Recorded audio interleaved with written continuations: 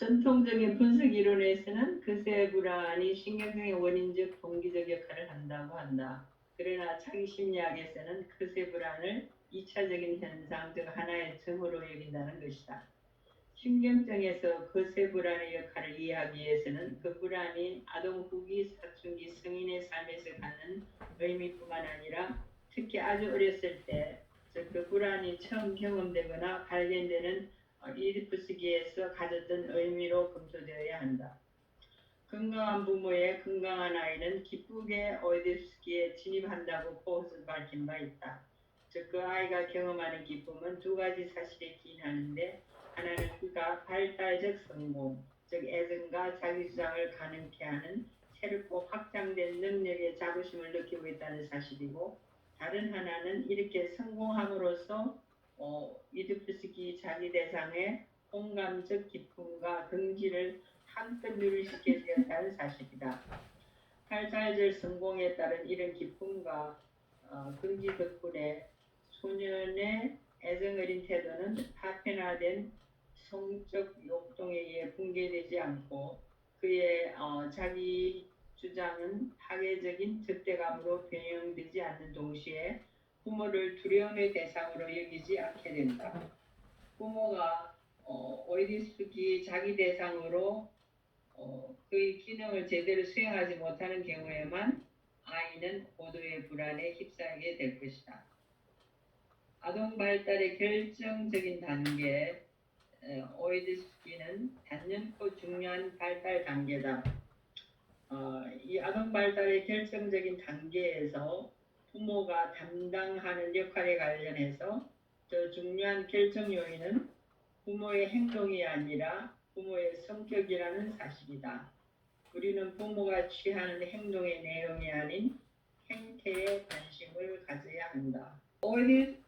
이디푸스기 자기 대상의 실패가 만성적으로 지속된다면, 즉 실패의 원인이 부모의 일시적인 정서적 불균형이 아니라 심각한 자기의 병리에 있는 것이라면 이 병리적 불안은 두 가지 형태, 1차적 오이디푸스기 불안과 2차적 오이디푸스적 불안으로 나타난다.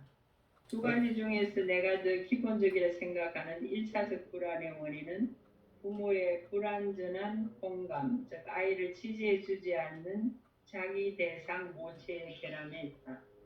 그러니까 아이는 이 세상에 태어나서 자기가 어떻게 할 수 있는 힘이 없는 헬플리스한 상황이니까 아이에게는 어떤 선택권이 없다는 입장에서 환경에서 오는 영향을 강조하고 있다고 이렇게 보이는데, 그 앞서 강조한 부분이 less important to determine what the parents do than what they are, 이 얘기를 하고 있는데, 더 중요한 결정 요인은 부모의 행동이 아니라 부모의 성격이라고 한 부분이 영문으로 하면 부모가 어떤 것을 해주느냐 보다는 부모가 어떤 사람이냐가 더 중요하다. what they are, 부모가 어떤 사람이냐 하는 것하고 부모가 무엇을 해주느냐. 그래서 우리는 많은 것을 해주는 부모가 있는데 부모가 어떤 캐릭터를 가지고 있느냐, 그 부모의 인품이나 성격이나 이런 부분을 더 중요하게 봐야 된다고 하는 것으로 보여요. 쉽게 얘기를 하면 부모의 불안이 있느냐 없느냐로 저는 봐요. 부모가 안정된 분인가, 부모 스스로가 어떤 불안이 많은가, 부모의 상태가 더 중요하다.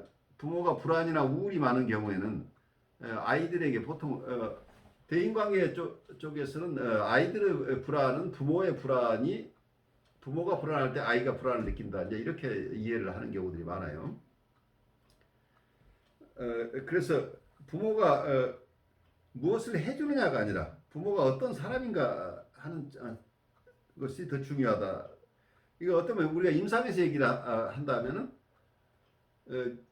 분석가나 라이프 코치가 무엇을 어떻게 조언하느냐가 중요한 게 아니고 이분의 이 인격 자체, 임상에서 이분이 가지고 있는 어떤 태도가 어떤가에 더 영향을 받는다. 그러니까 어떤 면에서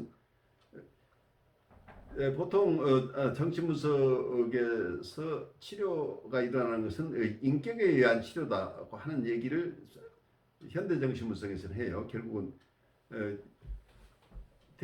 어떤 면에서는 치료 관계, 이 관계를 통해서 치료된다고 하는데 관계의 질은 결국은 여기서는 임상가의 인격하고 관련되기 때문에 결국은 임상가의 인격이 가장 중요한 역할을 한다. 이제 이렇게 얘기를 하는데 아이를 키우는 부모 입장에서 본인이 그래 사회적으로 어떤 존경받는 자리에 있다 없다 이런 부분보다는 아이가 양육하는 과정 속에서는 부모가 얼마나 평온한 상태에서 아이에게 어텐션을 줄 수 있느냐겠죠.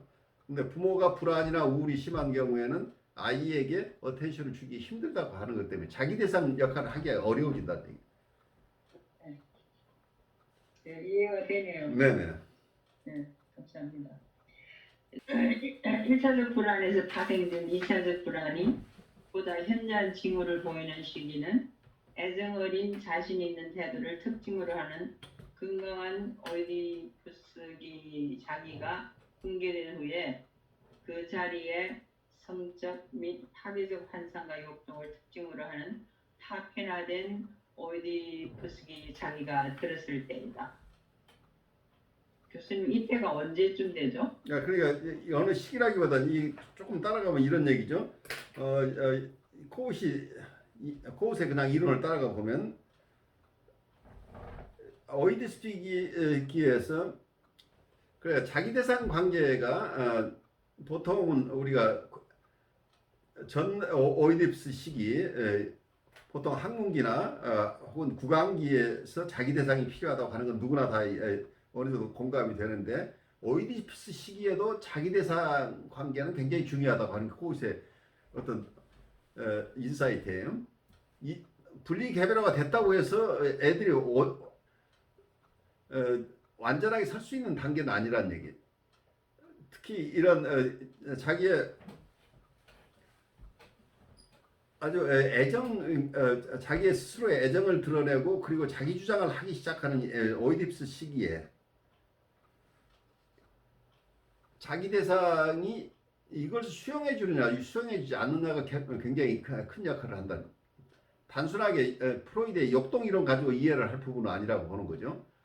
그러한 어떤 역동이라고 표현한다고 그것을 아마 코웃은 역동이라는 용어를 쓰고 싶어 하지 않겠죠.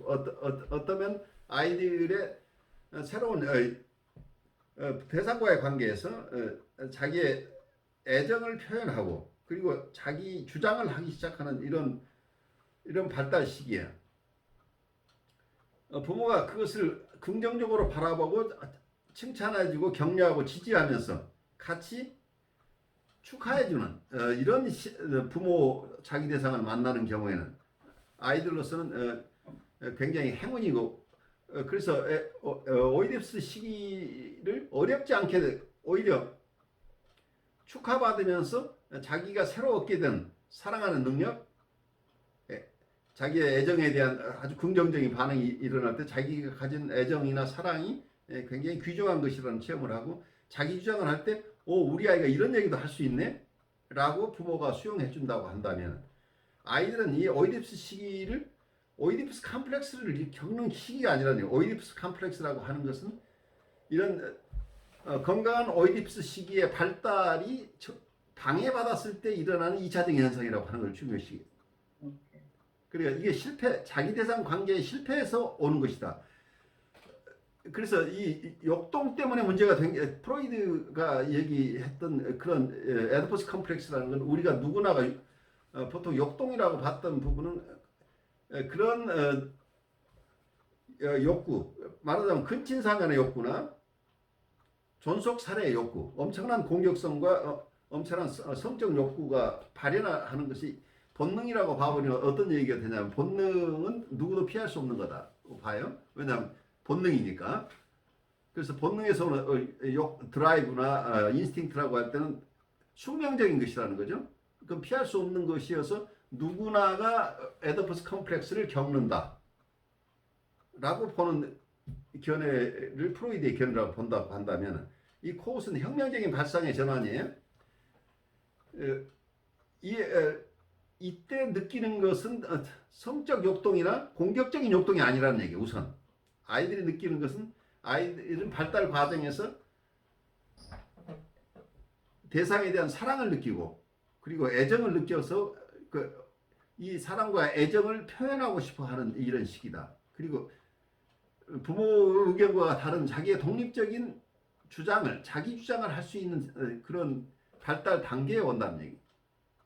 그래서 이것이 잘 수용되는 환경일 경우에는 성적 욕동이나 공격적인 욕동이 일어나지 않는다는 얘기예요. 그러니까 본능 이론하고 다르죠. 엄청난 차이가 나는 거죠. 자기의 사랑이 받아들여지지 않고 자기 주장도 받아들이지 않는. 그러니까 자기의 사랑이 어떤 면에서 그 성적 부모가 성적으로 오히려 유혹적인 반응을 할 경우도 있죠.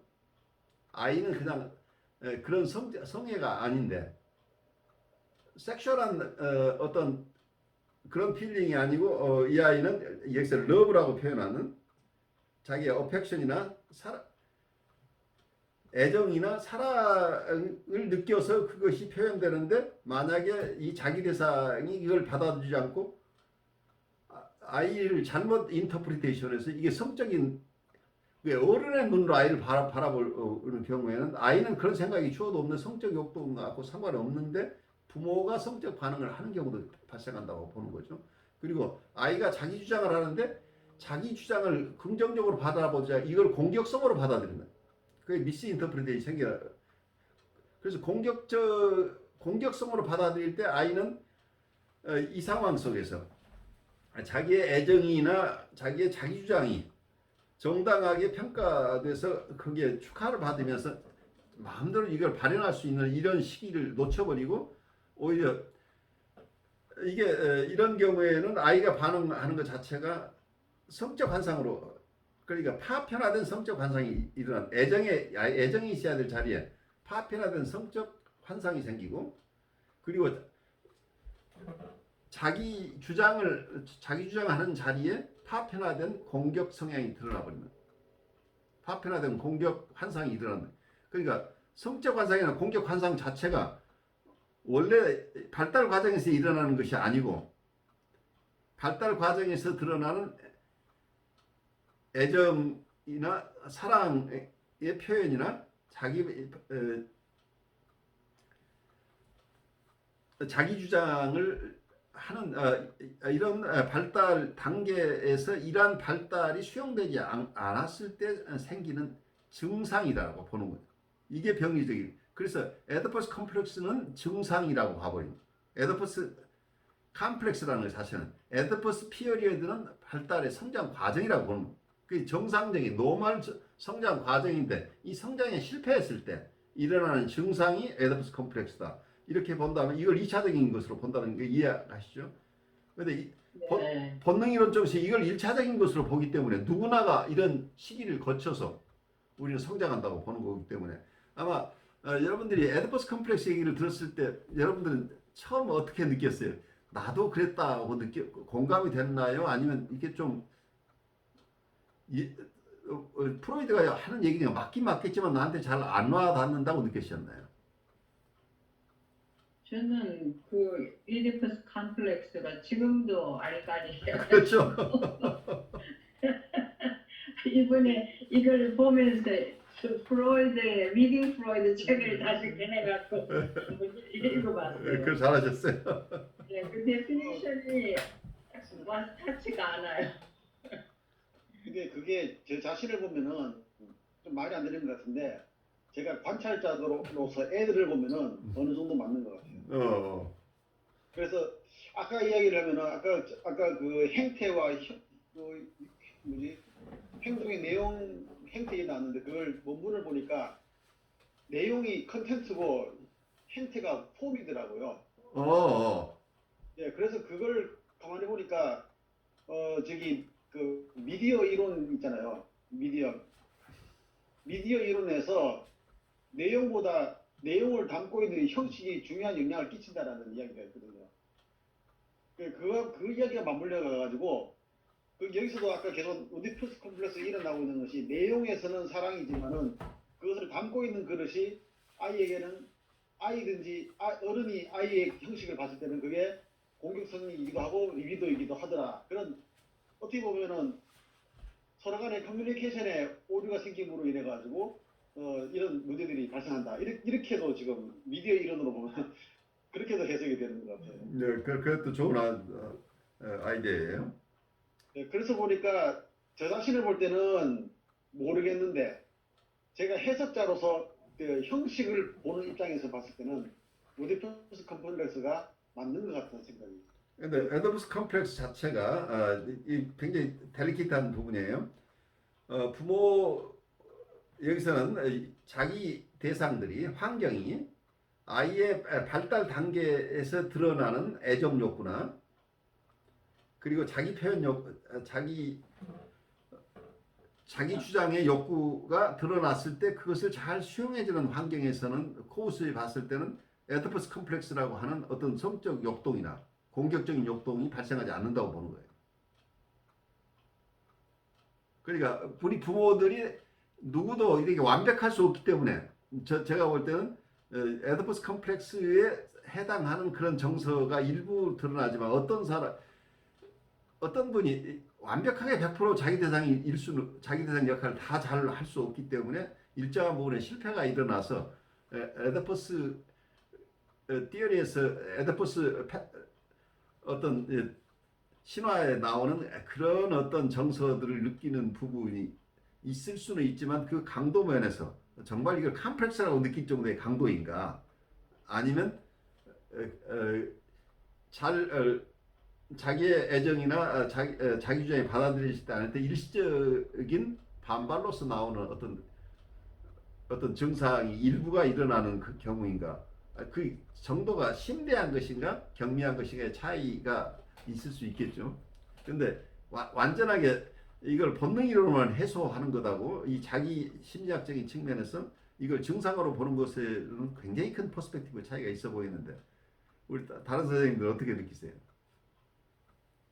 저는 오디푸스 컴플렉스가 사실 저희 아이들 경우로 관찰을 하면 어렸을 때 프로이드가 얘기하던 시기에는 뭐 오디푸스 컴플렉스인지 뭔지 잘 모르겠고요. 예. 커서 이 성인이 돼서 아들하고 딸을 보면 사실 우연히도 제가 성격은 이렇게 교차로 아들이 제 성격을 더 많이 닮았는데 종사하는 그 전공 자체가 아들이 아빠 직종을 더 이거 딸은 제 직종이랑 비슷하거든요. 그래서 그런지 몰라도 약간 어떤 경쟁 구도, 부정적인 의미의 경쟁 구도라기보다는 어떤 면에서 좀 비교 대상이 돼야 된다 그러나 그리고 또 예를 들면 아빠 같은 경우에 아들한테 조금 잘 보이고 싶다는 욕구 이건 좀 그냥 편하게 한 얘기인데 그렇죠. 조금 좀 이렇게 내가 좀 그럴듯해 보이고 싶고 조금 존경받는 대상으로 거리를 유지하고 싶은 약간 욕구가 있는 행동들을 자주 하고 아들 같은 경우에도 좀 이렇게 좀 극복해야 될 아니면은 좀 어떤 경우에 따라가야 될 대상이기도 하지만 극복해야 될 대상이기도 하고 약간 성인이 돼서 그런 관계가 조금 보이는 거를 제가 많이 관찰을 한 적이 있어요. 그리고 아까 이거 딴 얘기로 아까 컨텐츠랑 폼에 대한 얘기를 하면서 제가 좀 재밌는 제 주위의 예시를 떠올렸는데 제 선배 언니 하나는 굉장히 완벽주의를 해가지고 시첩반상을 항상 차려요. 근데 아이들 굉장히 냉랭하거든요. 굉장히 완벽주의이기 때문에 뭘 설치한다고 그러셨죠? 실적반상. 실첩반상. 여기까지. 와. 남편 되게 좋아하겠다. 좋아하는지 모르겠어요. 그런 경우에 별로 안 고마워하지 않나요? 원래 이런 줄 알지 않나요? 원래 그런 사람이니까. 네, 좀 그런 경우에 있고 또 한 경우에는 제 다른 선배 언니 경우인데 굉장히 성격이 편해요. 근데 그 언니는 애들한테도 잘해줄 경우도 많지만 어떤 경우에 보면은 그 언니 동생이 얘기하는데 뭐 애들 시험 때도 야 너 짜장면 시켜 먹어라 엄마 모임 나가야 된다 이런 식으로 그냥 이렇게 편하게 막 하는 거예요. 근데 왠지 모르게 좀 이렇게 굉장히 이렇게 그 언니 앞에서는 저도 실수해도 될 것 같은 느낌이 항상 이렇게 들거든요. 실수해도 되고 뭐 아무렇게나 좀 이렇게 막 이렇게 하고 가도 되고 약간 조금 비교해서 보자면 그런 차이가 있는데 뭐가 컨텐츠고 뭐가 폼이냐를 따라서 그런 걸 얘기한 게 아닌가 싶어요. 엄마의 성격이 더 중요하다는 얘기가 그 행동의 목적이 뭔가가 문제가 아니고 그 행동을 담아내는 그 엄마의 캐릭터 자체가 거의 담기는 게 그 아이들과의 공감 형성이나 뭐 이런 걸 얘기한 게 아닌가 하는 생각이 들었어요. 저도 공감이 되죠. 그러니까 아까 우리 강 목사님이 아주 잘 지금 우리 채팅으로 보내주셨는데 아까 우리 발제자께서 말씀하신 부분이 all in all, it is often by focusing our attention not on the content but on the form of parental behavior. 그러니까 부모님의 행동의 내용이 문제가 그거보다는 형식 어떤 형태가 더 거기에 더 초점이 간다는. 그래서 이 부분은 부모님이 아이가 잘 되라고 하는 뜻은 다 똑같잖아요. 너 이렇게 했으면 좋겠다, 저렇게 했으면 좋겠다, 너는 이렇게 하는 게 좋아 하는데 그걸 전달하는 방식이 굉장히 공감적으로 아이가 수용할 수 있도록 커뮤니케이션 할 수 있는 능력이 있는 분하고 얘기를 하되 너는 이렇게 해 라고 지시하는 사람은 오토리테리한 태도하고 데모크래틱한 태도가 같은 것을 전달하지만 전혀 다른 형식을 취하죠. 그러니까 아까 이현숙 씨가 얘기한 것처럼 태도라고. 그렇죠. 태도죠. 굉장히 중요하죠. 그러니까 다 같은 게 통하는 것 같아요. 그러니까 태도는 결국은 어때요? 결국은 그 자체가 퍼스널리티고 캐릭터고 인품이라고 얘기할 수 있잖아요. 그렇게 되면 어떤 캐릭터를 가지고 있느냐가 중요하다는 얘기가 되죠. 그래서 우리나라 그 이야기에 그 갑돌이와 갑순이 이야기가 나오잖아요. 우리 아무리 사랑해도 사랑하는 행동을 안 하니까 서로 모른 척하니까 결국은 이루어질 수 없다는 거죠. 그렇죠. 아무리 품고 있어도 소용이 없어요. 그러니까 어떨 때 부모님들 굉장히 억울해하죠. 내가 저를 얼마나 사랑하는데. 네, 별 보고 달 보고 울어봐도 모른다는 거죠. 근데 아이들은 아버지나 어머니가 잘 표현해주지 않으면 아이들은 알 턱이 없다는 얘기죠. 그래요. 사랑은 표현이라 그랬어요. 이제 오이디푸스기 아이의 1차적 불안에 초점을 맞춰보자. 일반적으로 말해서 그런 불안은 최근에 해체 불안으로 명명된 기본적 불안의 구체적이고도 특별한 사례이다. 해체 불안, 그것은 인간이 경험할 수 있는 가장 심층적인 불안이고 프로이드가 서술한 어떤 불안과도 다른 것이다. 이분이 만들어냈나 봐요. 그래요.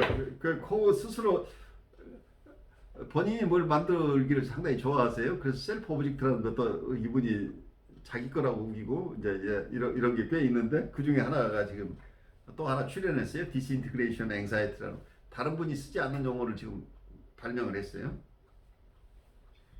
해체 불안은 일반적으로 죽음의 공포라는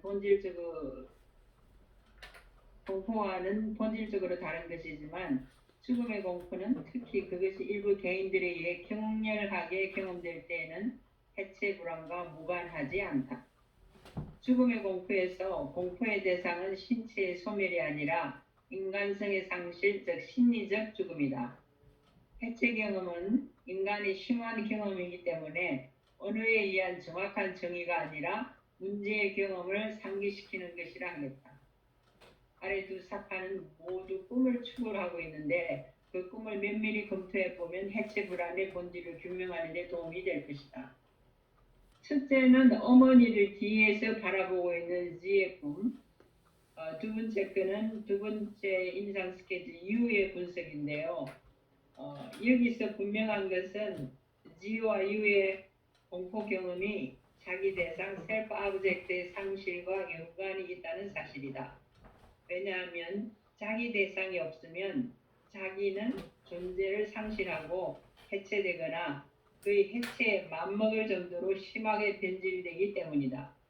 우리가 이 공포를 유가 꾼 강철 세계에 대한 꿈에서처럼 모든 자기 대상, 현존하는 대상이건 잠재적 대상이건 이 모든 자기 대상의 영원한 상실로 경험하는지 아니면 지혜 꿈에서처럼 우리가 다른 대체물을 알기 전에 우리의 자기를 지지해주는 유일한 원초적 자기 대상에 돌이킬 수 없는 상실로 경험하든지 거기에는 아무런 차이가 없다.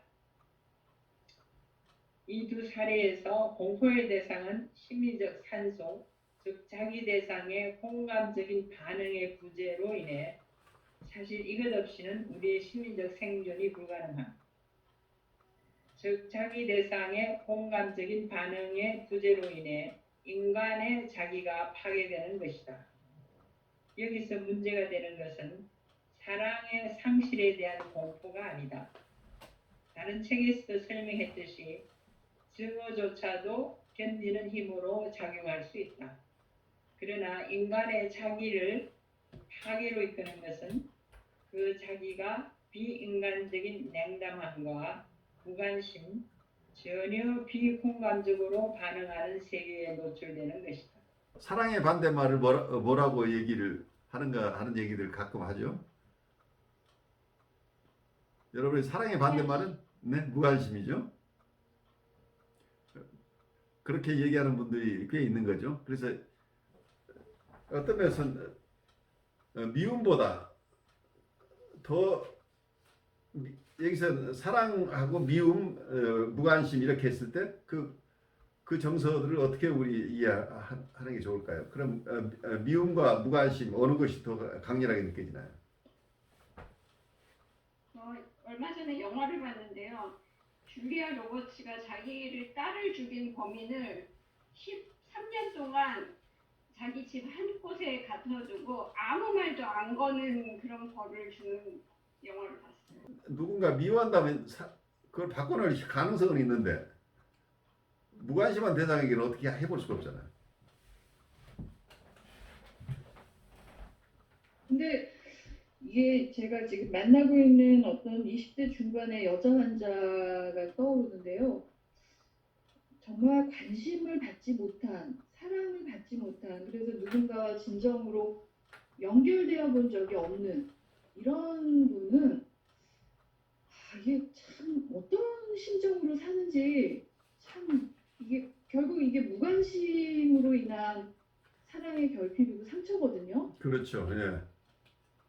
근데 이 사람이 가끔 입에서 툭툭 터뜨리는 얘기가 외톨이, 또 존재감 없음, 막 자기 존재 자체에 자신이 너무 없는 거예요. 그리고 그거 자체를 너무나 수치스러워하고, 근데 그 수치스러운 감정 밑에는 엄청난 분노가 들어앉아 있고. 이제 어벤더먼트를 아주 초기에 장기간 당한 케이스가 되겠죠. 결국은 방치된 거죠. 네, 그래서 사실은 굉장히 좀 안쓰럽고 요즘은 그분을 보면, 그리고 너무 이게 연민도 아닌 것이 참 그렇게 속상해요. 그런데 그거를 이렇게 통제하는 그 모습이 너무 안쓰러워요. 그래요. 굉장히 힘든 분이시죠.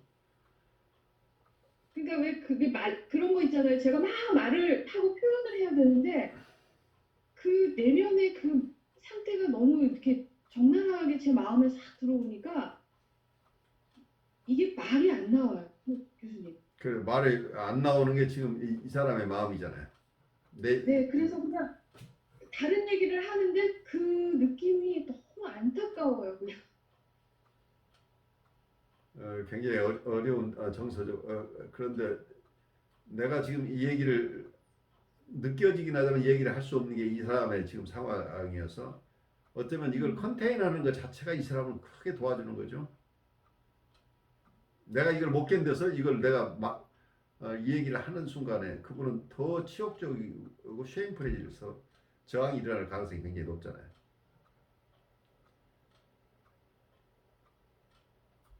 그렇군요. 제가 거기까지는 생각을 못했네요.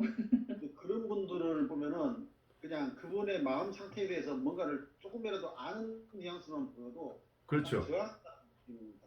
그걸 들킨다는 사실이 굉장히 이 사람들 치욕적으로 느낄 수 있단 말이에요. 경우에 따라서. 근데 이제 저는 얘기를 이런 것 같다 이렇게 뭔가 어떤 반영 같은 거를 하기는 하는데 이제 진짜 제가 느끼는 그분의 그 내밀하고 막 그런 불충분하고 막 이런 느낌은 차마 말을 못 하겠어요. 그래요. 그냥 제가 그 느끼고 있어요. 그러니까 치료자로서의 본능적으로 이해하시는 거예요. 네. 이분에게 오히려 도움이 되지 않는 것이라고 내 무의식적으로 판단이 되니까 그 부분은 내가 얘기를 할 수 없는 거예요. 그런 것 같아요. 그래서 그 자체가 지금 잘 컨트롤을 하고 계시는 거죠. 그러니까 우리가 답답하다고 그 답답한 것을 내가 다 이해하는 것을 다 이 사람들이 다 설명해 주거나 하는 경우에 이분이 감당할 수 있느냐는 어려움이 생겨요. 그래서 우리가 통찰이 올 때 이 통찰 중에 상대방이 감내할 수 있고 그것으로 도움을 받을 수 있는 범위 내에서만 사용해야 된다는 거가 어려워요. 특히 표현하는 것은. 이분이 본인이 스스로도 만나고 싶지 않은 정말 그 참담한 정서를 우리가 함부로 해석으로 접근해 버리면 굉장히 어려울 수 있죠. 우선은 이분 스스로가 그 얘기를 할 수 있을 때까지 기다려야 된다는 어려움이 있어요. 그래요. 그런 것 같아요. 그래서 이 무관심, 사랑의 반대말 무관심, 이거는 저는 어쩌면 무관심보다 더 증오가 아닐까 이런 생각이 들어요. 그 영화나 제목도 사랑과 증오 막 이런 게 있잖아요. 그래요. 이제 보는 게 관점의 차이예요. 어떤 분은 강렬하게 증오로 드러나기도 하지만 어떤 분은 차라리 증오라도 했으면 좋겠는데 나에게는 아무 관심도 주지 않는 당신이 정말 나는 어쩔 수 없는 나는 당신으로부터 영원히 버림받은 사람이다. 당신하고는 이어질 가능성이 없다. 이런 느낌이죠. 공격을 하면 그 공격에 거기는 감정이 살아있기 때문에 사랑과 증오는 어떤 면에서는 같은 현상의 다른 이면일 수 있기 때문에 거기는 희망이 있다고 또 볼 수 있는 부분도 있는 거죠. 그러네요. 이런 의미에서 우리는 해체 불안이 프로이드가 사랑의 상실에 대한 공포라고 명명한 것보다는 소위 죽음의 공포에 더 가까운 것이라고 말할 수 있다. 그러나 공포의 대상은 신체적 소멸이 아니라 우리 인간성이 영원히 종식될 수밖에 없는 비인간적인 환경이다. 인간의 죽음은 아무리 우울한 경험이라 해도 어쨌든 완성된 이별에 비견되는 경험이다. 또 그래야만 하며 심각할 정도의 해체 불안에 젖어 있어서는 안 된다.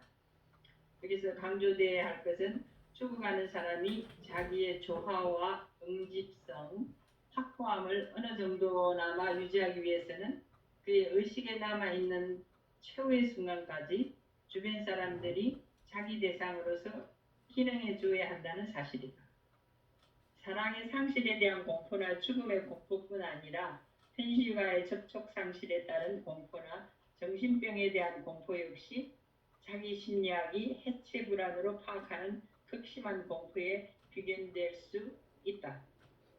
어쨌든 이분이 해체 불안이라는 얘기를 가지고 설명하면서 자기 나름대로 해체 불안을 데피니션을 하고 다른 극심한 불안들과도 무관하지 않다. 그래서 조금 애매한 얘기이긴 하지만 어쨌든 이분 나름대로 얘기하는 건 어쩌면 실질적인 신체적인 소멸이 아니라 우리 인간성이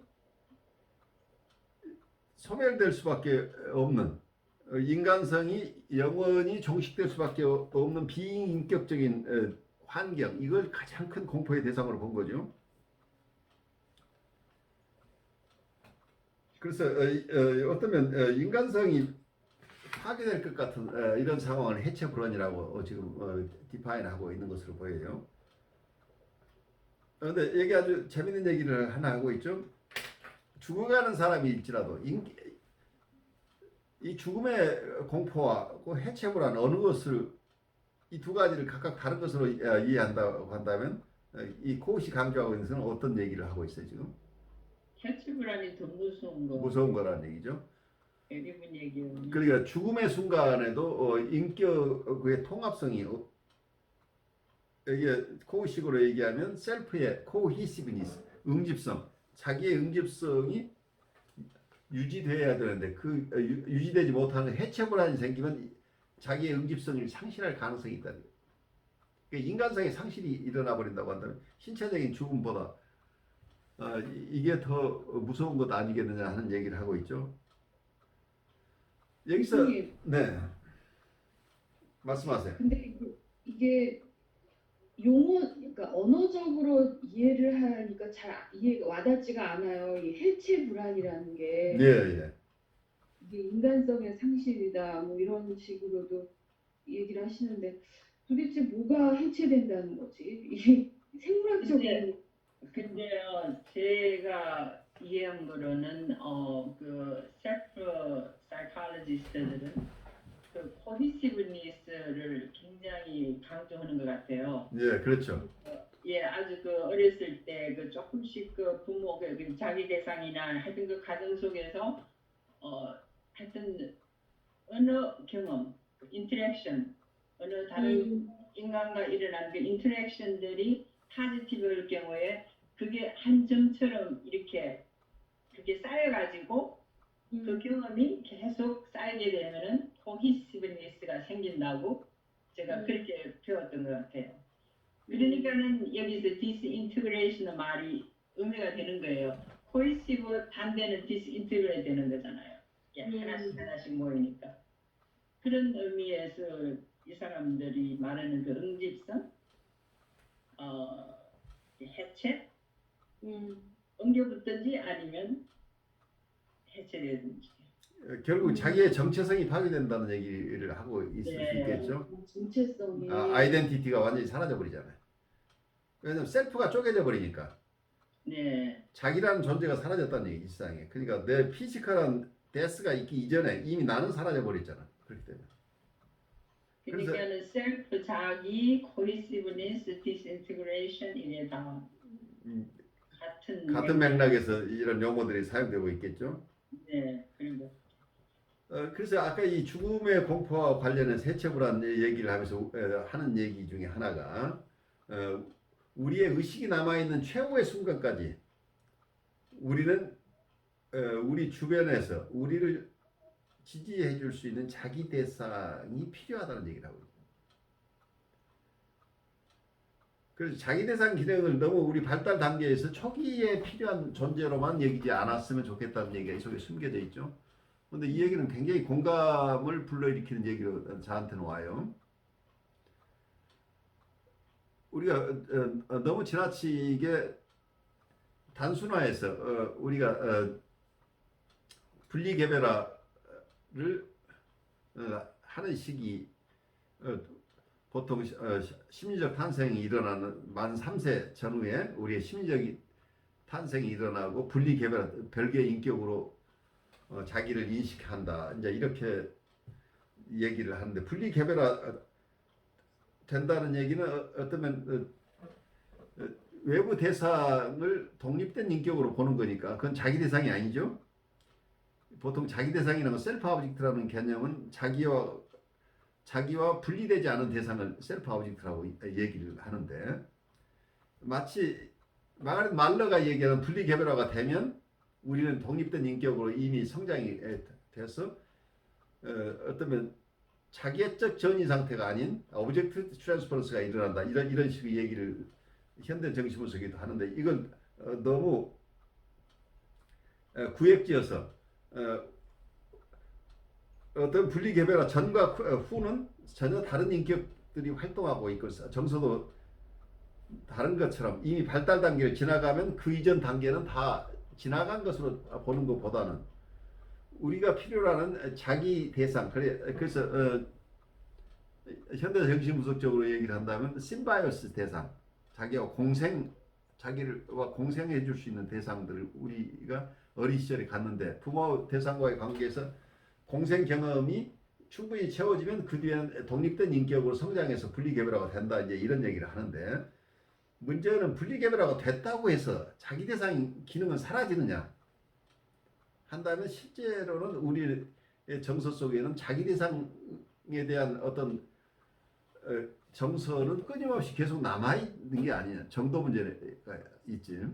정도의 차이는 있지만 우리가 성숙해서 분리개별화된 인격이 되더라도 원초적인 어떤 자기 대상을 갖고 싶어하는 욕망, 그 얘기는 결국은 자기를 지지해주고 사랑해주는, 무조건적으로 자기를 지지해주고 사랑해주는 대상이 필요하다는 것에 대한 인식이 우리가 이고 사이칼리지나 이쪽에서는 별로 나오지 않는 개념인데 셀프 사이칼리 쪽에서 지금 여기에서 나오는 얘기는 저는 굉장히 경청할 만한 것이라고 봐요. 예, 이해가 되네요. 예. 그 예를 부분이 들어서 자기 파트너가 그럴 경우에 셀프 아브젝트 역할을 해주면 굉장히 이상적이겠네요. 그러니까 우리가 부부 생활할 때 특히 제가 가끔 하는 얘기인데 부부간의 관계는 독립된 인격으로서 기능하지만 경우에 따라서는 우리가 셀프 아브젝트 기능을 계속 해줘야 된다는 얘기, 서로가. 이 두 가지 정서를 같이 수용해 주어야 원만한 부부관계가 이루어진다고 봐요. 근데 우리는 이제 부부 관계 속에서 많이 식자우안인데 당신은 이미 엄마 젖떨어진 지가 언젠데 지금 이 나이에 나한테 그렇게 엄마 노릇을 하라고 아니면 아빠 노릇을 하라고 그러느냐 라고 서로 시비하기 시작한다면 그게 굉장히 합당한 성숙 이론을 바탕으로 하고 있는 것 같은데 사실은 거기에서 정서적인 니드가 얼마나 강렬한가를 이해를 못하는 거죠. 그래서 그렇게 합리적으로 리스너블하게 사람의 마음을 이해하기 시작하면 합리적으로 판단하는 지적인 판단들이에요. 이러면서 관계가 깨져 버릴 가능성이 있는 거죠. 그래서 우리의 자기 대상에 대한 어떤 욕구는 우리가 평생 필요로 하는 것이다 하는 거예요. 그 얘기는 굉장히 중요한 것으로 보여요. 우린 자기 대상이 어려서는 부모가 자기 대상이지만 우리가 자라면서는 자기를 충분히 지지해주고 옹호해줄 대상은 또 자기 친구에게서 만날 수도 있고 동료에게서 만날 수도 있고 교회에서 어느 훌륭한 목사님을 만날 수도 있고 교회에 좋은 친구를 만날 수도 있고 또 어느 신부님을 만날 수도 있고 여러 경우가 있는데 또 학교에서 만날 수도 있고 선생님으로부터 지지를 받기도 하고 이러면서 자기 대상을 가지고 있다고 하는 게 이 사람의 삶을 풍요롭게 하는 거죠. 그래서 자기 인격을 형성해 가는 과정 속에 자기 대상들의 기능은 굉장히 중요하죠. 왜냐하면 자기의 인격을 형성하는데 자기 대상을 동일시하잖아요. 네. 동일시를 통해서 내 인격을 빌드업하는 과정 속에 자기 대상 기능은 굉장히 중요하다. 그러니까 내가 한 번도 만난 적이 없지만 2000년 전에 어떤 위인을 내가 존경하고 한다면 그분도 내 인격의 일부가 되는 거죠. 근데 교수님 좀 이게 저의 심증이긴 한데 혹시 이것도 이 동의시하는 건지 모르겠는데 아까 말한 그 내담자가 헤어스타일을 바꿨는데 짧은 머리였어요. 근데 염색을 하고 왔는데 머리의 모양 형태가 저하고 똑같은 거예요. 그래 동의시가 강렬하게 일어나는 거예요. 그런데 어쩌다 보니까 그 느낌이 훅 들어오는 거예요 저한테. 네. 헤어스타일이 참 바뀌셨네요. 그랬더니 염색을 했어요 이러는데 염색보다도 머리 모양이 저하고 너무 똑같아요. 저도 머리를 했지만 근데 순간 이게 혹시 이게 뭔가 회복의 조짐일까? 이러면서 되게 희망적이었어요. 굉장히 희망적이에요. 왜냐하면 그게 현대적인 기술적으로 얘기하면 자기애적 전이가 활성화돼야 된다는 얘기예요. 자기애적 전이가 활성화되는 것은 심바이어스 경험이에요. 그러니까 공생의 경험인데 공생이라고 한다면 엄마하고 나는 같아야 되잖아. 그렇죠. 그러니까 모든 행동도 따라서 하고 옷까지 또 비싼 걸 입으려고 하고 머리도 따라오고 이런 것이 지금 굉장히 심바이어스 경험을 이분이 하고 있다는 거예요. 그래서 아주 중요한 과정을 잘 가고 있는 거죠. 그래서 좋은 자기 대상을 만난다는 게 이분들이 나르시스틱 서플라이가 과거에 있었어야 되는 그게 결핍된 분들이잖아요. 이 과정이 자기애적 리드가 충분히 채워지는 기간이에요. 이 리드가 충분히 채워지고 나면은 이분들이 스스로 자기 안에 힐링 파워를 사용해서 건강해질 가능성이 있다는 얘기예요. 현대 정신분석적으로. 그래서 어떤 면에서 이 왜 좀 잘 타협해서 빨리 이분에게 건강해지도록 도와주지 않고 그냥 자기애적 전이가 일어나는 걸 허용하느냐고. 어떤 다른 학파에서는 그렇게 이야기할 가능성이 굉장히 많은데 우리가 사람이 치유된다고 하는 과정 속에서는 원초적인 결핍이 있는 이런 분들에게는 과거에 그렇죠. 체험하지 못했던 그 정서 경험을 반드시 해야만 그 다음 단계로 간다는 얘기예요. 그 과정을 여러분들이 수양엄마 노릇을 아주 잘하고 계신다는 얘기예요. 그 과정을 거쳐야 되는 거예요. 사실은 이 코앗의 이 자기 대상이나 이런 이론이 굉장히 초기 유아의 어떤 심리적인 상태를 설명하고 있는 거잖아요. 그렇죠. 근데 이게 내담자들과 이렇게 유기적으로 상호작용하고 이분의 역사를 알게 되면서 제가 참 대략 난감한 게 이 아주 본능의 상처, 이 원초적인 시절의 상처를 어떻게 하냔 말이에요. 뭐 이런 생각이 드는 거예요. 그 몰라도 괜찮아요. 그래요? 그 지적으로 알려고 애쓰지 마시고. 그리고 실제적으로 기능상 우리가 다 기억할 수 없는 것들이 메모리라는 건 어느 시기부터 이어지는 거니까 그건 다 가져올 수는 없겠죠. 그렇지만 보통 바디이고라고 그래 우리 신체가 네. 기억한다고 네. 그래요. 그래서 많은 분들이 신체화가 일어나는 게 정서적으로 굉장히 힘들어지면 어린 시절의 흔적들이 다 여기저기 우리 몸 안에 남아 있는 거죠. 우리 무의식에 남아 있고. 그런데 새로운 환경 속에서 이분들이 충분하게 수용되는 경험을 하게 되면 구체적으로 무엇을 어떤 것을 기억해내고 안 해내고 이런 것보다 그 환경에 의해서 이분들이 치유가 일어날 가능성이 굉장히 높죠. 네. 그러니까 옛날처럼 뭐 어떤 기억을 꼭 기억을 해야만 그게 낫고 이런 것들이 아니라고 요즘은 봐요. 네, 네, 네. 알겠습니다. 교수님 근데 제가 그냥 그 추측으로 이제 생각을 해본 게 그 가끔가다 보면 이게 왜 연예인들 자살하는데 네. 글 남겨놓고 하는 걸 보잖아요.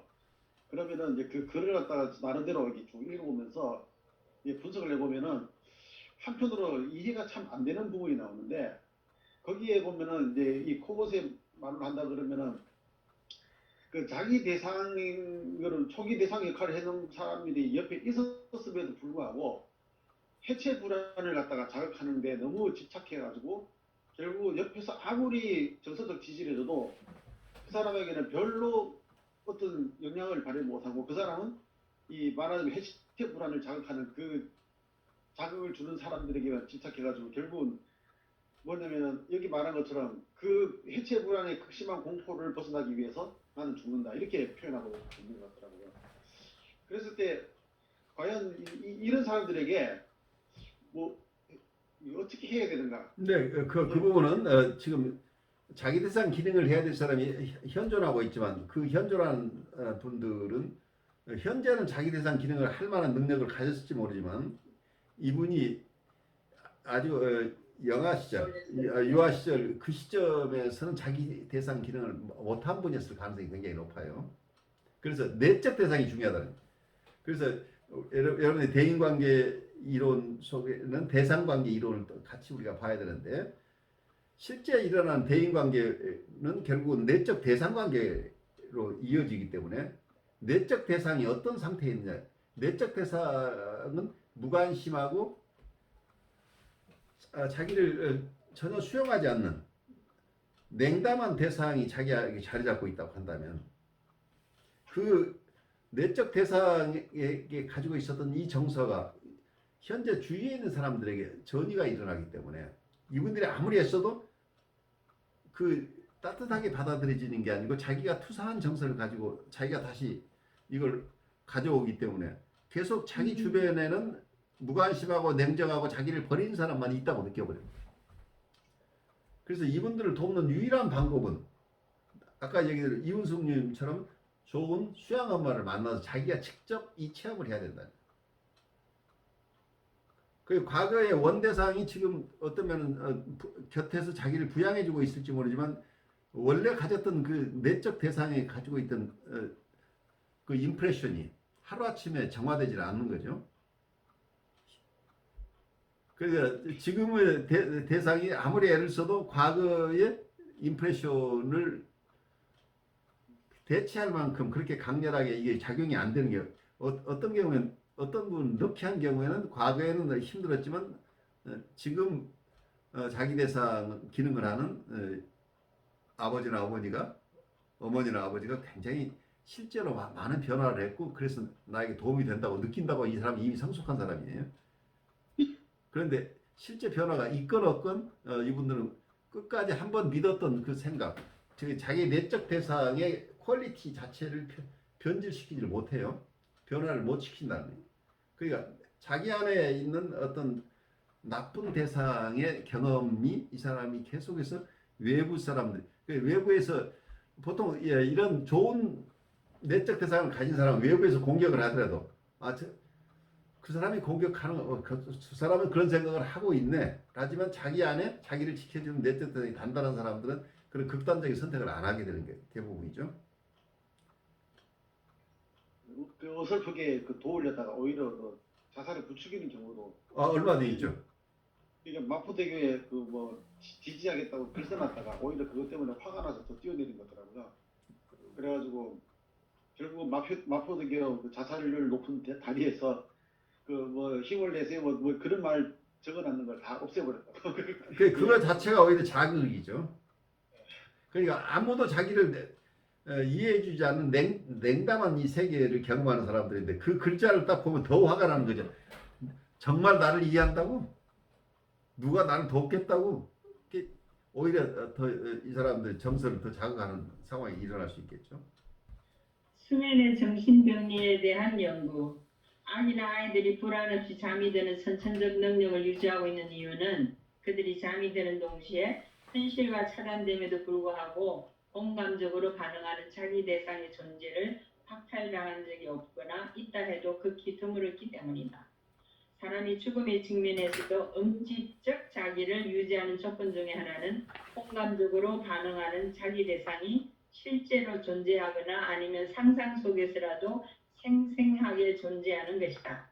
이 견해에 따르면 수면장애의 치료를 위해서는 환자가 잠이 드는 동안은 물론 잠을 자는 동안과 잠에서 깨어난 이후에도 자기 대상의 지지가 지속되리라는 의식을 확립해야 한다. 그래서 그 예로서 비스마르크의 그 닥터 슈랭건가 하는 사람 얘기가 나왔는데요. 슈베닝거. 비스마르크의 심한 만성불면증과 그를 치료한 내과 의사 슈베닝거. 여기에 보면은 이 닥터가 옆에서 하룻밤을 같이 있어주고 그 뒷날 이분이 일어났을 때도 옆에 그 의사가 앉아 있고 그래서 뭐 그 당시에 이 공격을 많이 받았대요 이 닥터가. 이 비스마르크의 사례에서 우리는 다음과 같은 교훈을 얻을 수 있다. 첫째, 위안을 주는 이상화된 자기 대상을 갖고 싶었던 비스마르크의 욕구에 대한 슈베닝거의 반응이 초래한 변화는 그 반응에 수반된 전이가 해석되어 분석적으로 극복되지 않는 한 정신분석적 결과가 아닌 심리치료적 결과로 간주된다는 것이다. 이건 무슨 말인지 잘 모르겠어요. 네, 써놓긴 했는데. 그러니까 정신분석이라는 건 해석에 의해서 완전히 이렇게 충분하게 정신역동이 무의식의 세계에 대한 설명이 충분히 돼서 납득이 돼야만 정신분석적인 치료가 된다고 봤던 이제 그 사이코테라피 쪽에서는 그런 어떤 심층적인 해석이 아니고도 일단 치료 효과가 나긴 하지만 깊은 근원적인 치료가 안 된다고 하는 이제 이런 쪽에서 보는 견해를 지금 설명하고 있는 것으로 보여요. 2번 구강기적 열망의 중요성에 관한 것으로서 이것은 수면장애를 가진 정신분석 환자의 경우 통제가 되지 않을 때가 있다. 비스마르크는 수면인과와 치료관계를 맺을 때 상당히 심한 비만 상태였다. 그러나 치료가 시작된 때를 기점으로 체중이 꾸준히 줄었고 이것은 슈베닝으로 대분되는 치지적 자기 대상에 의해 공감적 자기 대상에 대한 비스마르크의 욕구가 충족되었음을 나타내며 나아가 자기 대상을 음식으로 대체하려는 무력한 시도를 포기할 수 있음을 보여준다. 내가 입증하려는 것은 거세 불안의 경우 심리적 표면에 자리 잡고 있기 때문에 쉽게 드러나는 요란한 정보 이면에는 쉽게 확인되지 않는 보다 심층적인 불안이 도사리고 있다는 것이다. 다시 말해서 특정 발달 시기. 발달 시기 동안에만 전통적으로는 오이프스키가 정신장애 발달에 결정적인 역할을 하는 것으로 여겨지긴 하지만 발생하는 거세 공포 이면에는 자기의 해체에 대한 보다 만연된 다른 공포가 있다. 후자의 공포는 오이디푸스기를 포함한 심리 성적 발달의 모든 단계에 존재하며 정신장애의 발병에 거세 불안보다 훨씬 더 결정적인 역할을 한다. 그러니까 여기서 코웃이 무슨 얘기를 하고 있어요? 어떠면은 프로이드의 가장 중요한 이론 중에 하나가 거세 불안을 통한 신경증 발병을 얘기를 하고 있는데 자기가 여기서 해체 불안이라는 용어, 디스인티그레이션 앵사이티라는 것을 가져와서 거세 불안보다 더 중요한 불안이 있는데 그 불안 때문에 정신장애의 발병에 더 큰 결정적인 역할을 한다. 그래서 이 오이디프스키에만 발생하는 오이디프스키의 거세 불안이 현장에 드러나지만 오이디프스키뿐만이 아니고 모든 심리 성적 발달 단계 전체 해체 불안이 도사리고 있다. 이렇게 지금 자기 얘기를 프로이드보다 훨씬 넓게 지금 구물을 펴서 자기의 주장을 입증해내려고 하고 있죠. 네. 오이디푸스기의 불안과 거세 불안을 재평가해보자. 내가 지금 여기서 제시하는 이론의 근거는 임상적 관측이다. 구체적으로 말하자면 이는 임상 현장에서 어느 정도 규칙적으로 전개되는 다양한 전이에 관한 관찰과 경험의 결과다. 코스 분석 과정에서의 오이디푸스 단계 동안에 출현한 세 단계의 전이를 차례로 서술한다. 1번 그 정도가 일반적으로 심한 최초의 저항 단계. 2번 심한 거세 불안의 경험에 의해 지배되는 오이디푸스 컴플렉스가 드러나는 전이 단계. 세 번째 심한 저항의 국면. 네 번째 해체 불안에 의해 특정 지어지는 전이 단계. 다섯 번째 경미한 불안으로 특정 지어지는 저항 국면으로서 이 불안은 거세 불안과 구별되고 즐거운 기대감과 교차한다. 여섯 번째 성적 자기의 발달이 두드러지게 나타나는 오이디푸스 단계의 전이 국면. 오이디푸스기 아이의 강하고 응집적이며 조화로운 자기, 독립적이고 애정이 넘치며 자기 주장이 강한 진취성의 중심으로서의 정상적인 오이디푸스기 자기는 그의 애정과 자기 주장이 부모의 자랑스러운 거울 반응 그리고 기타 공간에 입각한 긍정적인 반응을 유도하지 못한 채 부모의 전의식적 자극과 전의식적 적대적 경쟁심이 되어버릴 경우 파편화되고 허약해지며 구조화 상태가 된다. 부모의 병리 현상이 드러나는 방식이 공공연한 것이든 은밀한 것이든 상관없이 아이의 자기는 파편화되고 허약해지며 조화가 깨질 뿐만 아니라 정상적인 비성적인 애정과 비적대적이고 비파괴적인 자기 주장이 되어야 할 것이 성적이고 적대적인 성격을 띠게 된다. 건강한 오이디푸스기 자기가 해체된 후에 아이에게서 나타나는 성적 및 파괴적 목적은 파편화된 자기를 재구성하려는 시도로 여겨지며 최종 결과인 병리적 오이디푸스 컴플렉스는 전통적으로 오이디푸스 신경증, 보존적 전이신경증 또는 구조적 신경증이라 지칭되는 증으로 나타나는 병리적 발달의 핵이 된다. 여기서 조금 쉽게 얘기를 하자면 오이디푸스 시기에 적절한 반응을 하는 자기 대상을 가지심으로. 그러니까 아이들은 이 단계에서 섹슈얼한 게 아니고 비성적인 애정, 이런 정상적인 애정이 아이들에게 발달된다. 비성적인 애정과 그리고 비파괴적이고 비적대적인 자기주장이라고 하는 건강한 발달 과정이다. 그리고 애정의 발달과 자기주장이라고. 그러니까 자기주장이라고 하는 것은 다른 쪽에서 본다면 트루 셀프죠. 리얼 셀프가 발현하는 건데 이 리얼 셀프의 발현을 부모가 그대로 수용하지 않는 거라니 결국은. 아이가 나 이렇게 하고 싶어야 하는데 엄마가 이렇게 하라고 그랬잖아. 아빠가 이렇게 하라고 했는데 너 왜 말 안 들어? 하면서 애를 윽박지르기 시작하면 아이는 자기가 하고 싶은 것을 하면 안 되는 상황이 어려서부터 되기 시작하죠.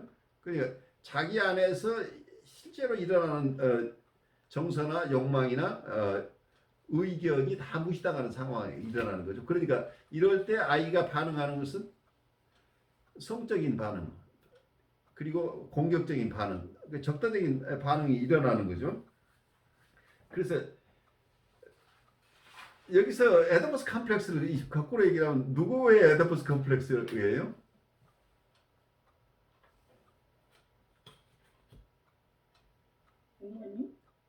결국은 여기서 우리가 아이들의 에더퍼스 컴플렉스를 얘기하고 있지만 코우스의 얘기에 의하면은 부모의 컴플렉스죠. 결국은 부모가 아이들의 정상적인 애정과 정상적인 자기 주장을 수용하지 못하는 것 때문에 드러나는 게 아이들에게서는 아이의 자기가 파편화되고 허약해지고 조화가 깨트려진다. 그래서 축복받으면서 아이가 성장하지 못하고 부모의 강복을 받지 못한 상태에 있는 게 이 에더퍼스 기에 아이들이 건강한 자기 대상이 아닌 상태에서 일어나는 현상인데, 그래서 아이가 성적이나 아이들에게서 나타나는 성적 반응이나 공격적인 반응 자체는 자기가 이미 파편화됐었죠. 자기의 원래 셀프 자체의 응집력이 깨트려졌기 때문에 이 파편화된 자기를 재구성하려고, 자기를 회복하기 위한 몸부림이 여기서는 어떤 성적이나 어떤 공격적인 모습으로 드러난다. 그렇게 되면 결국은 여기서 에더퍼스 컴플렉스라고 하는 것, 가장 극단적인 성적인 게 근친상간의 욕구죠. 또 하나 가장 파괴적인 어떤 공격 성향이 드러나는 게 존속 살해의 욕구죠. 이런 아주 원시적인 욕구로 드러나는 것, 이거 자체만을 이런 에더퍼스 컴플렉스라는 것은 병리적인 증상이라고 합니다.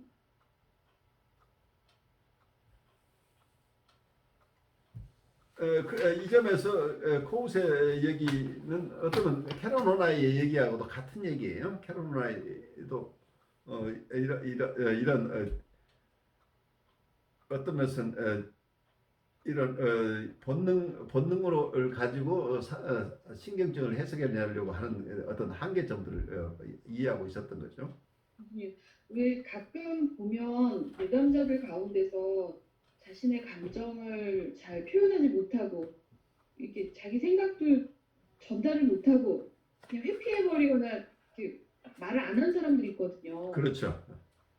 지금 이 코아웃의 자기 대상에게 모든 것을 거절당하고 자유롭게 크지 못한 사람들일 가능성에 이게 연결점이 있을까? 그런 생각이 들어요. 그렇죠. 바로 그 지점이죠. 예, definitely. 그래서 어른이 됐어도 그 지점, 어린 시절에 반응했던 방식으로 계속 반응하고 있는 거잖아요. 그러니까 자기 주장을 못하는 사람이 됐네요. 그렇죠. 네. 어렸을 때 너무 윽박지르게 많이 받은 사람은 자기 표현을 굉장히 어렵게 하죠. 네.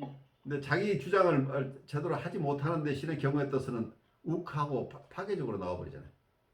예, 그렇죠. 맹종 아니면 맹종이 아니면 반항. 그렇죠. 둘 중에 하나잖아요. 네. 무조건 상대방의 말을 들어주거나 못 견디면, 아니면 또 어떤 사람은 처음부터 무조건 반대하는 이런 패턴으로 가버리기도 하죠. 네. 그 자기를 지켜내는 유일한 방식이라는 얘기, 이거 자체도 네. 파편화된 자기를 어떻게든 지켜내려고 하는 몸부림이라는 얘기예요. 네. 그것이 어떤 성적인 만족을 성적인 활동을 통해서건 아니면 공격적인 행동을 통해서건 결국 파편화된 자기, 그러니까 파편화된 자기를 어떻게든 다시 재구성하려고 하는 시도다고 하는 처절한 몸부림이라는 얘기예요. 이게. 그래서 네. 이게 방어적인 측면을 여러분이 보셔야 돼요. 결국 이런 형태가 평생 어느 시점에서 실행이 안 되면 이런 형태를 가지고 평생을 살아갈 수도 있잖아요. 그렇죠. 그러니까 한번 이게 패턴화되면 이게 인격이 돼버리니까 성격으로 형성돼서 그건 자동 반복이 되는 거죠. 자기 성격대로 다. 네. 오이디푸스기에 발생할 수 있는 두 가지 공포. 여자의 일차적인 오이디푸스 공포는 애정과 인정을 주기보다는 공감을 무시한 채 성적으로 이용하는 아버지 자기 대상을 직면하는 공포, 또는 자랑스러움에 기뻐하기보다는 경쟁적이고 적대적인 어머니 자기 대상을 직면하는 공포라는 것이다.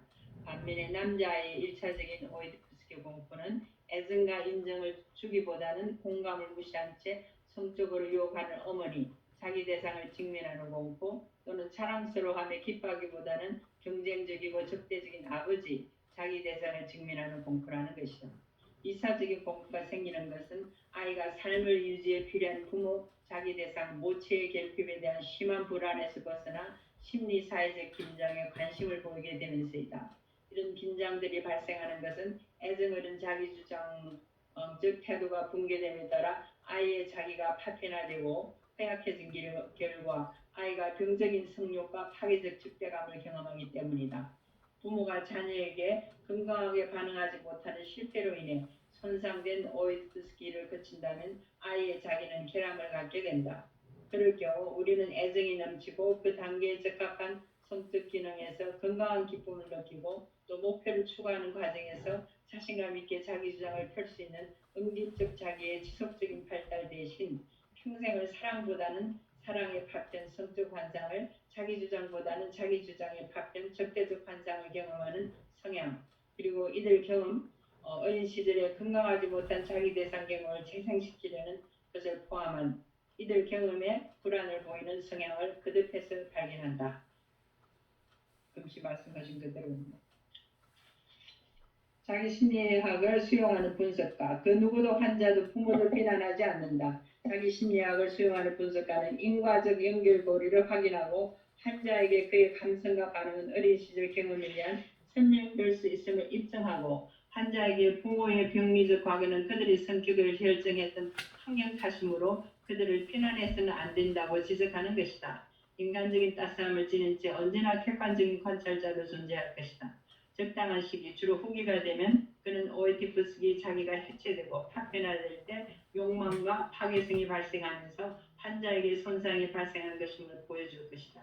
만약 부모가 아이를 보지 않고 아이의 욕동만을 봄으로써 아이를 전체적 존재로 인식하지 못한다면 환자 역시 부모를 실제보다 덜 인간적이고 파편화된 존재로 여길 것이다. 그 결과 아이는 부모가 실제로 따스하게 행동하고 공감적 반응을 보일 때 조차도 부모를 유혹적이거나 적대적이고 경쟁적인 존재로 인식할 것이다. 이런 고려사항들이 정신분석의 상황에서 중요하다는 사실이다. 이것들은 분석가가 전이에 반응하는 방식과 부모에 대한 환자의 어린 시절 기억을 해석하는 방식에 영향을 미치기 때문이다. 전부는 아니지만 많은 환자들이 이해만을 필요로 하는 오랜 단계를 가질 필요가 있다. 교수님이 컨텐해달라는 게 바로 이 부분이 코웃은 해석을 중심으로 계속 돕고 있지만 사실은 코웃 속에 숨겨져 있는 것은 해석이 안 되는 오랜 기간이 필요 있다는 걸 여기서 이야기하고 있죠. 근데 정면으로 이 얘기를 안 하고 슬그머니 얘기하고 있는 거예요.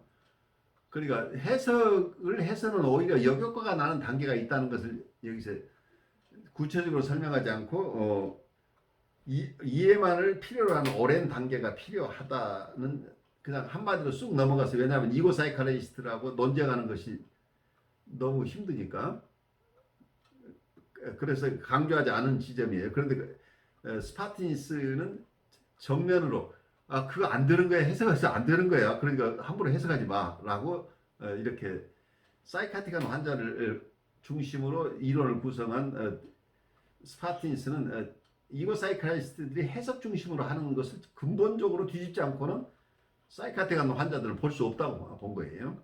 그런데 코웃은 그 중간에 자기애적 성격 장애나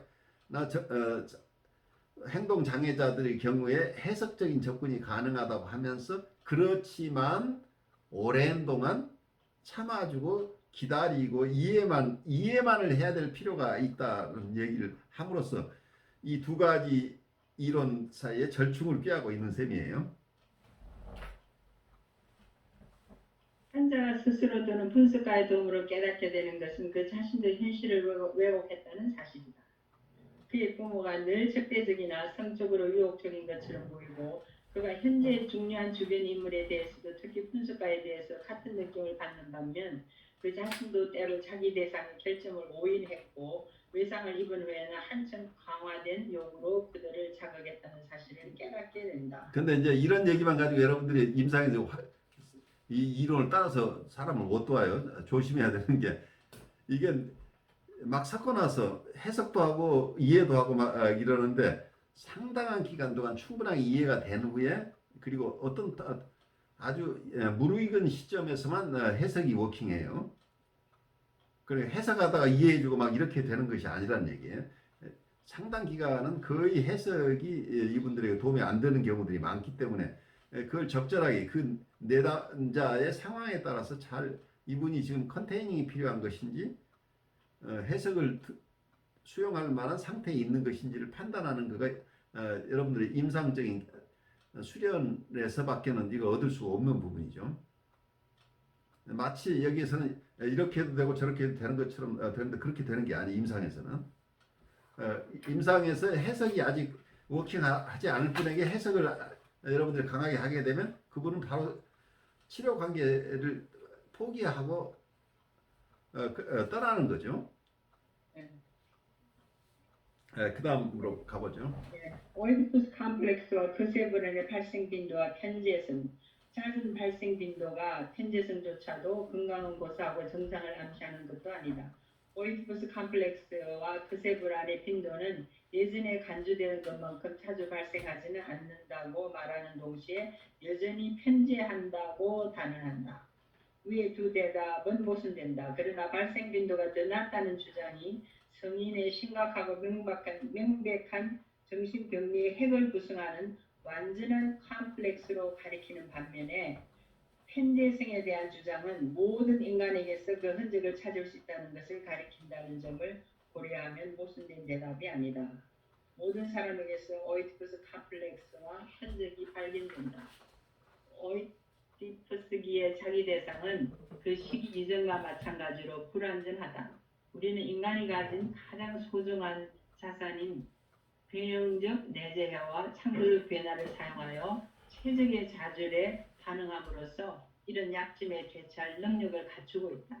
이 세상에는 중독적 특성을 전혀 갖지 않은 사람, 언제나 청렴 결백하여 범죄를 저지르지 않는 사람도 존재하지 않는다. 마찬가지로 오이디푸스기 욕망과 적대감, 죄책감, 공포의 흔적이 없는 인간이란 없다. 그러나 이런 흔적들의 편재성에도 불구하고 욕동이 지배하는 경험과 행동 양식은 정상으로 간주되어서는 안 된다. 신경증에서 전통적으로 각각 일차적이고 중심적인 것으로 여겨진 문제들, 오이디푸스기 환경의 내용, 아이의 갈등이 이제는 2차적이고 주변적인 것으로 여겨지고 있다. 반면에 전통적으로 2차적인 것으로 여겨졌던 문제를 불안의 확산 경향, 환자가 다양한 전략으로 불안을 방어하려는 움직임이 지금은 1차적이고 중심적인 것으로 여겨지고 있다. 아주 굉장히 많은 내용을 잘 소화해 주셨어요. 굉장히 중요한 주제죠. 에디푸스 컴플렉스 얘기는 여러분들이 프로이드를 배우면서부터 끊임없이 계속해서 공부해 해오고 계속해서 들었던 얘기들이죠. 오늘 여러분들 이 중요한 주제를 자기 심리학적인 입장에서 어떻게 이해하는가 하는 부분이 그 이론을 우리가 다 100% 수용하지 않더라도 이분 코웃이 제시하고 있는 인사이트는 굉장히 파워풀한 것으로 보여요. 이 자기 대상이라는 게 왜 중요한가? 그리고 자기 대상은 어린 시절에만 필요한 것인가? 아니면 우리가 프로이드식의 어떤 구강기, 학문기뿐만이 아니고 오이디푸스 기간에도 필요하고 오이디푸스 기간뿐이 아니고 그 이후에 성숙해가는 과정 내내 필요하고 우리가 이 세상을 하직할 때까지도 자기 대상은 굉장히 중요한 것이다. 그리고 자기 대상하고 자기하고 관계가 잘 이루어지지 않을 때 사람들은 정서적으로 굉장히 큰 어려움들을 겪는 거죠. 그래서 오이디푸스 컴플렉스 자체를 본능 이론으로 접근했던 프로이드의 입장과 자기 심리학적으로 접근하면서 에디푸스 컴플렉스는 하나의 증상으로 본 이 코웃의 견해는 큰 차이가 난다. 이렇게 이해하시고 임상적으로 코웃의 견해를 우리가 잘 이해한다면 큰 도움을 받을 수 있지 않을까 하는 생각을 해요. 오늘 발제하신 우리 박 선자님부터 우리 마지막 클로징 멘트 잠깐 하고 우리 마무리하죠. 네, 제가 공부를 한 1년 안 하다가 다시 왔으려니까 좀 힘이 많이 들었어요. 근데 여러 번 읽어가지고 조금 이해는 된 것 같아요. 네, 그래서 치유가 참 많이 난 것 같아요. 그게 전에 말씀드렸잖아요. 치유자를 누구 상담으로 만난다고 하는 것은 이제 간접 경험이고 새로 모든 것을 시작하기는 굉장히 어려운데 혹시 원래 자기 대상이었던 분들이 그러니까 부모님들이 이 역할을 만든다면 굉장히 더 큰 효과가 있을 수 있다고 해요. 이게 매니팩처러스 워런티 기간이니까 매니팩처러는 이 사양을 다 알잖아요. 이 아이들이 어떤 성격이고 다 알잖아요. 그리고 그 원인도 알고 다 알기 때문에 이 아이들을 정말 잘 돌볼 수 있는 힘이 있는데 그런 용기를 가진 부모님들이 많지가 않죠. 오늘 이 코 공부를 하면서 정말 이런 이게 있구나. 내가 경험했으니까. 그렇죠.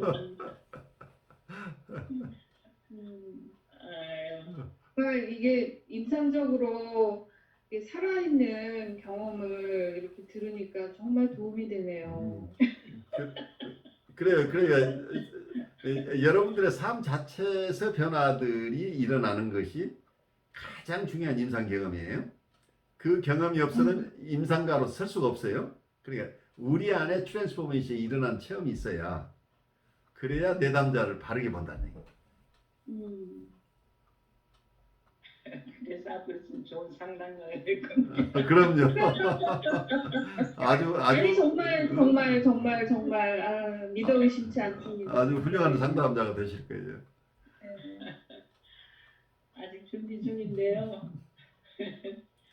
아주 눈을 기 전에 이제 시작해야죠. 저는 이제 여러 가지 상황 속에서 보면은 이게 부모로서 사실 제 아이들한테는 그래도 배움을 써먹으려고 어릴 때부터 이제 그런 것들을 이제 부모들이 그런 나쁜 대상이 되지 않도록 노력을 하고 있습니다. 그래서 뭐 몇 번의 여러 이제 사건들이 있었는데 잘 넘어가니까 그런 걸 아이들을 잘 받아주고 하니까 아이들이 더 친근감을 표현하는데 그런 걸 경험하고요. 또 이제 한편으로 이제 생각되는 거는 이런 내적 대상이라는 문제가 이렇게 부모, 그러니까 우리 박선장님처럼 부모가 직접적으로 그 내적 대상의 치유의 역할을 한다면은 사실은 이제 도움이 많이 되고 어떻게 보면 효과적으로 할 수 있는데 그 자신의 정서라든지 내적 대상에 대해서 깜깜하게 숨겨놓은 채로 겉으로 드러나는 것은 공격성이라든지 무관심만 드러나는 경우에 그런 사람들을 또 치료 세팅이 아닌 상황에서 그걸 어떻게 감당해야 하는 그런 문제가 사실상 우리 교회 현장이라든지 그런 삶의 현장에서 겪는 일이 많거든요. 그랬을 때 과연 우리는 어떻게 해야 될 것인가 이제 그런 문제들은 아직까지 이제 숙제로 남아 있어서 계속 또 연구를 해야 되지 않을까. 그래요. 그런 생각. 근데 어떤 우리 강 목사님 가정에도 큰 변화들이 일어나고 그래서 각자 우리가 이 공부하는 과정 속이 우리가 계속 우리 삶의 변모가 트랜스포메이션이 일어나는 것을 우리가 계속 체험하는 것이 굉장히 중요한 것으로 보여요. 크고 작고 우리가 어떤 것을 이루는 게 아니고 계속해서 하나의 과정이죠. 우리가 오늘 어느 정도 성과가 있지만 계속 그 자리에 머무를 수 있는 건 새로운 도전이 오고 또 거기에 거의 응답하면서 우리가 조금씩 더 성장해 나가는 이런 체험을 하는 것 참 중요하다고 느껴져요. 여러분들 수고 많으셨어요. 네, 감사합니다. 이제 다음 주에 뵙죠. 감사합니다. 네.